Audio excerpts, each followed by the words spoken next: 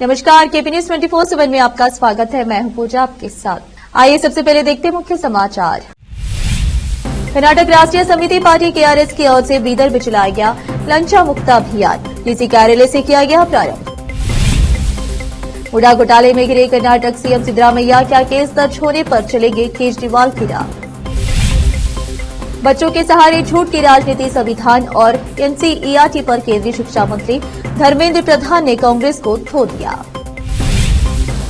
All India सूफी council के chief Syed Naseeruddin Chishti ने वक्फ bill को लेकर कर दी बड़ी मांग, बोले हमें चाहिए अलग दरगाह बोर्ड। धारा 370 के हटने से कश्मीर घाटी की बदली तस्वीर, पीएम मोदी की बड़ी सफलता। बांग्लादेश में आवामी लीग नेता के होटल में भीड़ ने कम से कम 24 लोगों को जिंदा जला दिया।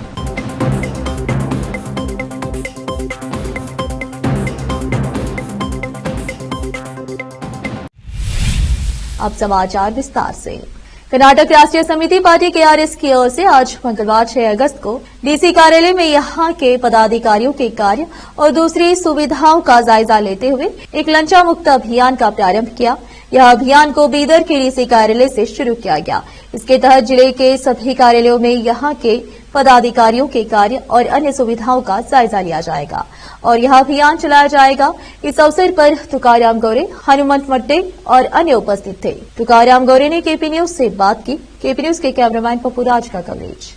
बंधुगळे नमस्कार, ನಾನು ತುಕಾರಾಮ್ ಗೌರೆ, ಕರ್ನಾಟಕ ರಾಷ್ಟ್ರ ಸಮಿತಿ ಪಕ್ಷದ ರಾಜ್ಯ ಸಂಘಟನಾ ಕಾರ್ಯದರ್ಶಿ ಹಾಗೂ ಬೀದರ್ ಜಿಲ್ಲಾ ಉಸ್ತುವಾರಿ. ಇಂದು ನಮ್ಮ ಪಕ್ಷದ ವತಿಯಿಂದ ಮುಕ್ತ ಅಭಿಯಾನವನ್ನು ಹಮ್ಮಿಕೊಂಡಿದ್ದೇವೆ. ಅದರಂತೆ ಇಂದು ನಾವು ಬೀದರ್ ಜಿಲ್ಲೆಯಲ್ಲಿಯೂ ಕೂಡ ಪ್ರಾರಂಭ ಮಾಡಿದ್ದೇವೆ. ಬೀದರ್ ಜಿಲ್ಲಾಧಿಕಾರಿಗಳ ಕಚೇರಿಯಿಂದಲೇ ನಾವು ಇಡೀ ಜಿಲ್ಲೆಯಾದಂಥ ಪ್ರತಿಯೊಂದು ಸರ್ಕಾರಿ ಕಚೇರಿಗಳಲ್ಲಿ ಇರತಕ್ಕಂಥ ಅವ್ಯವಸ್ಥೆಯ ಬಗ್ಗೆ ನಾವು ಪ್ರಶ್ನೆ ಮಾಡುವ ಒಂದು ಅಭಿಯಾನವನ್ನು ಹಮ್ಮಿಕೊಂಡು ಆದೇಶ ಇದೆ. ಇನ್ನು ಕೊನೆಯದಾಗಿ ಕಚೇರಿಯಲ್ಲಿ ಬಯೋಮೆಟ್ರಿಕ್ ಹಾಜರಾತಿ ಮಾಡಬೇಕಂತೆ ಆದರೆ ಕೆಲವೊಂದು ಕಚೇರಿಗಳಲ್ಲಿ ಬಯೋಮೆಟ್ರಿಕ್ ನಾಮಕೆ ವಾಸ್ತೆ ಇವೆ ಅಂತಕ್ಕಂಥದ್ದನ್ನು ನಾವು ಮನಗಂಡು ದಯವಿಟ್ಟು ಈ ವ್ಯವಸ್ಥೆಗಳನ್ನು ಸುಧಾರಣೆ ಮಾಡಬೇಕು ಅಂಥೇಳಿ ನಾವು ಇಂದು ಬೀದರ್ ಜಿಲ್ಲಾಧಿಕಾರಿಗಳ ಕಚೇರಿಯಲ್ಲಿ 4 ಶಾಖೆಗಳನ್ನು ಜಿಲ್ಲಾ ಸ್ತರದ ಶಾಖೆಗಳನ್ನು ನಾವು ಇಂದು ಮನವಿ ಮಾಡಿಕೊಂಡು ಮನವಿ ಪತ್ರ ಕೊಟ್ಟು ಹೋಗ್ತಾ ಇದ್ದೇವೆ. ಶೀಘ್ರದಲ್ಲಿಯೇ ಇಲ್ಲಿರ್ತಕ್ಕಂಥ ಆ ವ್ಯವಸ್ಥೆಯನ್ನು ಸರಿಪಡಿಸಿಕೊಳ್ಬೇಕು ಅಂತೇಳಿ ನಾವು ಇಂದು ಮನವಿ ಪತ್ರವನ್ನು ಕೊಟ್ಟಿದ್ದೇವೆ.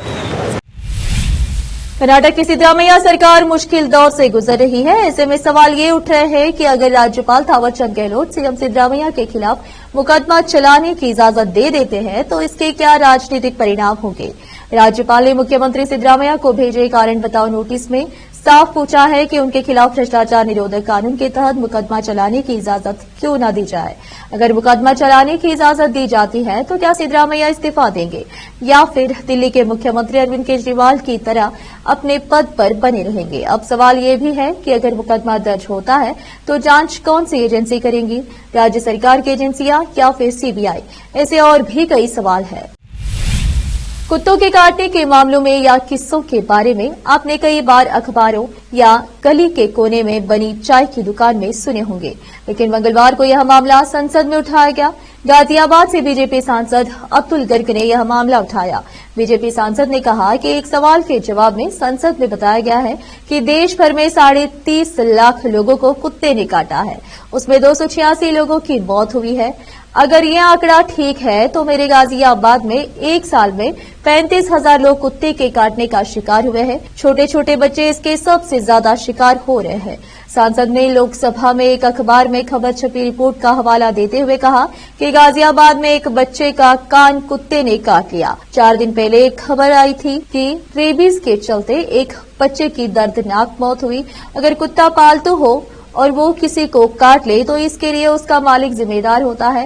प्राइवेट कुत्ता गंदगी करे तो इसके लिए भी कोई जिम्मेदार होता है, पर कोई आवारा कुत्ता काट ले तो इसके लिए काटने वाले शख्स के सामने कोई कुत्ता प्रेमी नहीं आता है और उसे बचाने के लिए नहीं आता है। एनसीईआरटी से संविधान का परिचय हटाने के आरोप पर बयानबाजी जोरों पर है। कांग्रेस ने आरोप लगाया है कि एनसीईआरटी की किताबों से संविधान की प्रस्तावना हटा दी गई है। अब केंद्रीय शिक्षा मंत्री धर्मेंद्र प्रधान ने कांग्रेस के आरोपों को निराधार बताया है। उन्होंने कहा कि कांग्रेस झूठ की राजनीति चलाने के लिए शिक्षा जैसे विषय के साथ खिलवाड़ कर रही है। इतना ही नहीं, उन्होंने यह भी कहा कि कांग्रेस झूठी राजनीति के लिए बच्चों का सहारा ले रही है। धर्मेंद्र प्रधान ने संविधान की प्रस्तावना को एनसीईआरटी की किताबों से हटाने के कांग्रेस के आरोपों को निराधार बताया। उन्होंने कांग्रेस पर आरोप लगाया कि शिक्षा जैसे विषय को भी अपनी झूठ की राजनीति के लिए इस्तेमाल करना और इसके लिए बच्चों का सहारा लेना पार्टी की घृणित मानसिकता को दर्शाता है। प्रधान ने आरोप लगाया कि कांग्रेस शुरू से ही भारत के विकास और शिक्षा व्यवस्था से नफरत रखती है।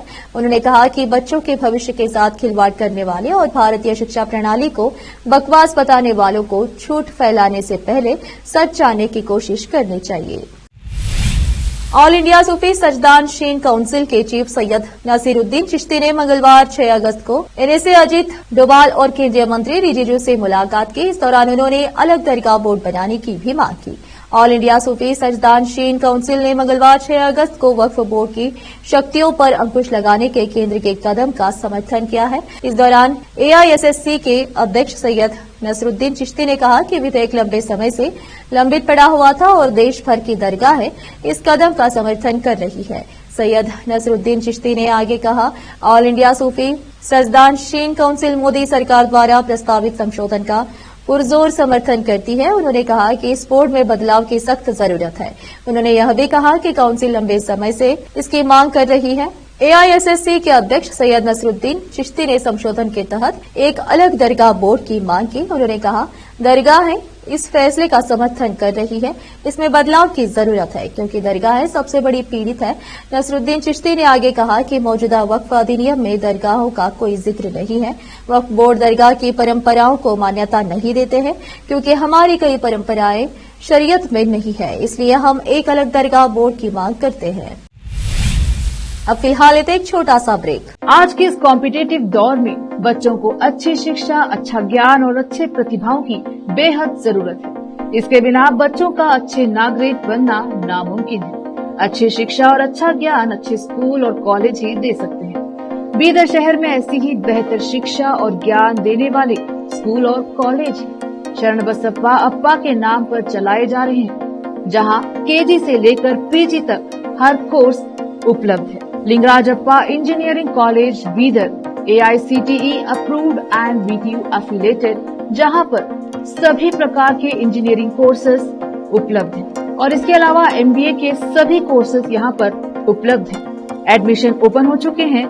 एडमिशन के लिए प्रिंसिपल डॉक्टर रीता पाटिल से संपर्क करें। Contact number 8792506036 9739555023 9986291615। उसी तरह Channabasamma BCA and BCom college AICTE approved Gornalli Bidar.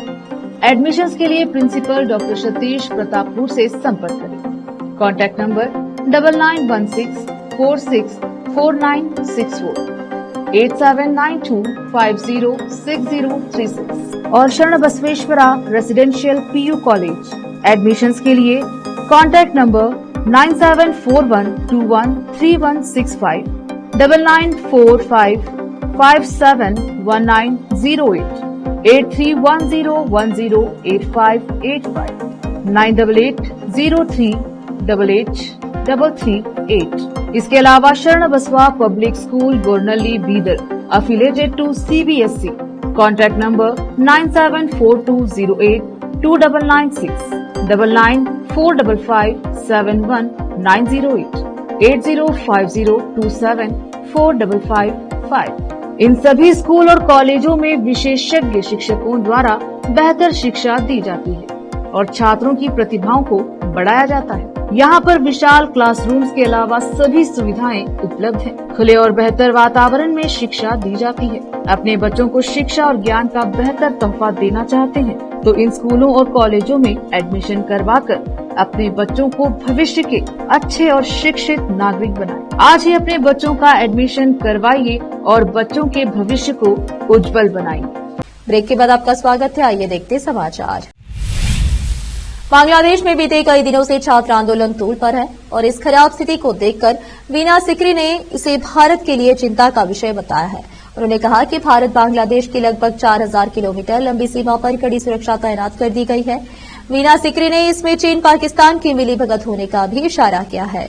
Tribune से वार्ता में उन्होंने यह जानकारी भी दी कि बांग्लादेश के सेना प्रमुख ने जमात इस्लामी को बातचीत का न्यौता दिया है, लेकिन पाकिस्तान से साथ बढ़ती छात्र संगठन की भूमिका भारत के लिए खतरे का संकेत है। वीना सिकरी का जन्म 27 अक्टूबर 1948 को हुआ था। उनकी शुरुआती पढ़ाई पुणे के सेंट मैरी स्कूल से हुई है। वीना ने 1967 में पुणे यूनिवर्सिटी से बीए सांख्यिकी यानी स्टैटिस्टिक्स से बैचलर्स की है। इसके बाद उन्होंने 1970 में दिल्ली विश्वविद्यालय में अर्थशास्त्र में मास्टर्स की है। जम्मू कश्मीर से धारा 370 के खत्म होने के 5 साल पूरे हो चुके हैं। धारा 370 को जब खत्म किया गया था तब विपक्ष की तरफ से मोदी सरकार पर बड़े बड़े हमले किए गए। कई ने कहा अब कश्मीर घाटी को चलने से कोई रोक नहीं सकता, लेकिन आज की हकीकत मोदी सरकार के फैसले पर मुहर लगती है। आज धारा 370 खत्म होने के बाद जम्मू कश्मीर में अमन चैन है और लगातार घाटी विकास की मुख्य धारा से जुड़ता जा रहा है। कश्मीर घाटी का विकास ने विपक्ष के मुंह पर ताले लगा दिए हैं। यहाँ तक कि जम्मू कश्मीर की स्थानीय पार्टियां के भी विचार बदल गए हैं। लेकिन आज समय है इस विश्लेषण का कि जम्मू कश्मीर ने पिछले 5 सालों में क्या पाया है और क्या खोया है। क्या धारा 370 खत्म होने के बाद वहां के लोगों की जिंदगी अब बदली है? आंकड़े बताते हैं कि केंद्र की मोदी सरकार ने कश्मीर की किस्मत बदल दी है। सबसे बड़ी बात है कि आज पत्थरबाजी बीते दिनों की बात होती जा रही है। आतंकी घटनाओं पर खास लगाम लगा है। तमिलनाडु से चौंकाने वाले मामले सामने आया है। लगभग 2 दशक पहले कोर्ट ने जिसे मरा हुआ घोषित कर दिया था, रविवार उसे सीबीआई ने लगभग 22 साल बाद तिरुनेलवेली के नरसिंगनल्लूरू गांव से गिरफ्तार कर लिया है। वी चलपति राव नाम के शख्स पर बैंक से धोखाधड़ी और 50 लाख रुपए लेकर गायब होने का आरोप है। जब जांच एजेंसी ने उसे गिरफ्तार किया तब वह तमिलनाडु के एक गांव में साधु के वेश में छिपा था, लेकिन वह 2 दशकों तक वेश बदल बदल कर जांच एजेंसियों को चकमा देता रहा था। सारा मामला 1 मई 2002 से शुरू होता है। सीबीआई ने वी चलपति राव के खिलाफ पहली बार मामला दर्ज किया था। राव उस समय हैदराबाद में एसबीआई की चंदूलाल बरादरी शाखा में कंप्यूटर ऑपरेटर था। उस पर बैंक से 50 लाख रुपए की धोखाधड़ी करने का आरोप लगा था, लेकिन जैसे ही पुलिस उसे गिरफ्तार करने पहुंचती वह गायब हो गया। उसकी पत्नी ने 10 जुलाई 2004 को कामटीपुरा पुलिस स्टेशन में पति की गुमशुदगी की मामला दर्ज कर दी। फिर 2011 में कोर्ट में याचिका दायर की कि उसका पति 7 साल से लापता है तो उसे मृत घोषित कर दिया जाए। लोकसभा में बजट पर चर्चा के दौरान बीजेपी के सांसद निशिकांत दुबे ने नेता विपक्ष राहुल गांधी पर जोरदार हमला बोला है। बीजेपी के सांसद अनुराग ठाकुर से माफी मांगते हुए राहुल गांधी पर तंज कसते हुए कहा कि दुबे ने कहा कि राहुल गांधी ने कहा कि वो जो है वो दिखते नहीं और जो दिखते हैं वो है नहीं। ऐसा इंसान तो साधु होता है और साधु से जाति नहीं पूछी जाती है। अनुराग ठाकुर ने ऐसा किया इसलिए वो उनसे सहमत नहीं है और साथ ही उनसे माफी भी मांगते हैं। अनुराग ठाकुर ने ऐसा करके गलती कर दी। इसके बाद भी निशिकांत दुबे ने कांग्रेस पर हमला करना जारी रखा। निशिकांत दुबे ने कांग्रेस के इस आरोप का भी जवाब दिया कि बीजेपी ने इस बजट पे उनके घोषणा पत्र से कई सारी चीजों को लिया है। निशिकांत दुबे ने कहा कि इस आरोप को फर्जी साबित करने के लिए वे कांग्रेस के 1952 से लेकर 1990 तक के चुनाव घोषणा पत्रों को लेकर आए हैं, जिनको जरूरत पड़ने पर सदन में रख सकते हैं। 1990 से पहले कभी भी कांग्रेस ने ओबीसी आरक्षण पर अपनी रजामंदी नहीं जाहिर की थी। जब ओबीसी को आरक्षण बढ़ाने की बात आती थी, कांग्रेस उसका विरोध करती थी और ऐसा करने की कोशिश करने वाली सरकारों को गिरा देती थी। भारतीय सेना ने पूर्वी लद्दाख में चीन के इंफ्रास्ट्रक्चर को लगातार बढ़ाते जाने की मुहिम को कड़ा जवाब दिया है। स्नो लेपर्ड ब्रिगेड के न्योमा साइपर्स ने पूर्वी लद्दाख में इंफ्रा डेवलपमेंट के हिस्से के रूप में सिंधु नदी पर एक मजबूत पुल का निर्माण किया है। यह पुल कनेक्टिविटी को काफी हद तक बढ़ाएगा और सेना और नागरिकों दोनों के लिए न्योमा और निडर के गांवों तक आसान पहुंच प्रदान करेगा। भारतीय सेना के फायर एंड फ्यूरी काउंट्स ने मंगलवार को माइक्रो ब्लॉगिंग साइट एक्स पर एक वीडियो क्लिप पोस्ट कर इसकी जानकारी दी है। पोस्ट करते ही सोशल मीडिया पर वीडियो वायरल हो गया। इस वीडियो में पूर्वी लद्दाख में न्योमा और निडर इलाके के गांवों के बीच नागरिकों और सेना की आवाजाही आसान करने के लिए पुल को बनाने की पूरी प्रक्रिया को दिखाया गया है। अब फिलहाल एक और छोटा सा ब्रेक।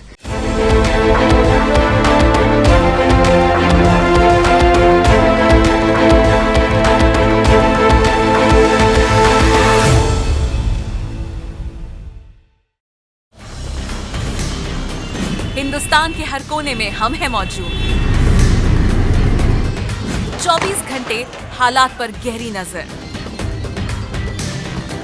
खबरों से जुड़े चुपते सवालात और आपको दिखाता है धार्मिक, सामाजिक, राजनीतिक, लोकल और इंटरनेशनल न्यूज की सबसे बेहतर कवरेज जो आपको रखती है हर पल बाखबर। देश और दुनिया भर की खबर के लिए देखते रहें केपी न्यूज 24/7। ब्रेक के बाद आपका स्वागत है। आइए देखते समाचार। छात्र आंदोलन के विरोध में शेख हसीना को प्रधानमंत्री पद से इस्तीफा देकर बांग्लादेश छोड़ने पर मजबूर होना पड़ा। शेख हसीना फिलहाल भारत में हैं। इस बीच उनके ब्रिटेन में शरण लेने की खबरें सामने आई हैं। हालांकि एनडीटीवी की रिपोर्ट के अनुसार ब्रिटेन के गृह मंत्रालय का कहना है कि ब्रिटिश आव्रजन नियम किसी व्यक्ति को शरण या अस्थायी शरण लेने के लिए उस देश की यात्रा करने की अनुमति नहीं देते हैं। इस बीच ब्रिटेन के गृह मंत्रालय के प्रवक्ता ने एनडीटीवी से बातचीत कर कहा कि जिन लोगों को अंतर्राष्ट्रीय संरक्षण जरूरी है उन्हें सबसे पहले सुरक्षित देश में शरण लेनी चाहिए। यह सुरक्षा का सबसे तेज रास्ता है। हालांकि सूत्रों से पता चला है कि औपचारिक शरण अनुरोध पर कार्रवाई की जा रही है।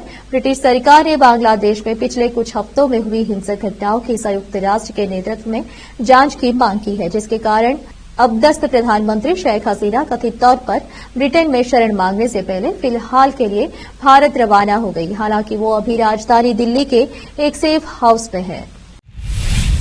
स्थानीय पत्रकारों के अनुसार बांग्लादेश में आवामी लीग पार्टी की नेता शेख हसीना के प्रधानमंत्री पद से इस्तीफा देने और देश छोड़कर भाग जाने के बाद आवामी लीग पार्टी के एक नेता के स्वामित्व वाले एक होटल में भीड़ ने एक इंडोनेशियाई नागरिक सहित कम से कम 24 लोगों को जिंदा जला दिया।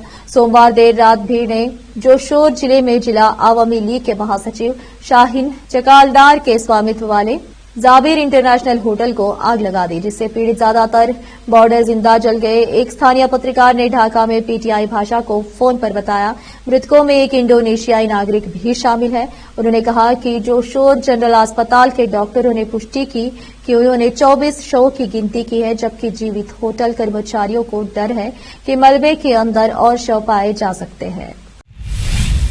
आखिर में फिर एक बार नजर डालते हैं मुख्य समाचारों पर।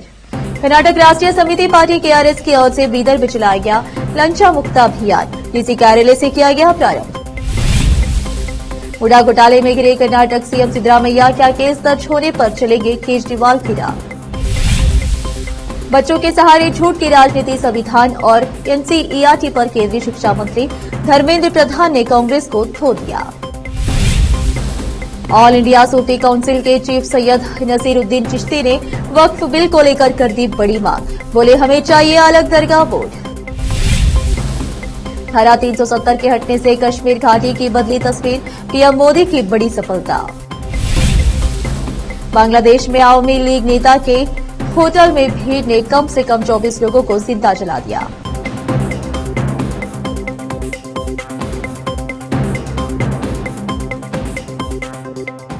केपी न्यूज में इस वक्त के लिए इतना ही। देश प्रदेश के समाचारों के लिए देखते रहिए आपका अपना चैनल केपी न्यूज 24/7। धन्यवाद।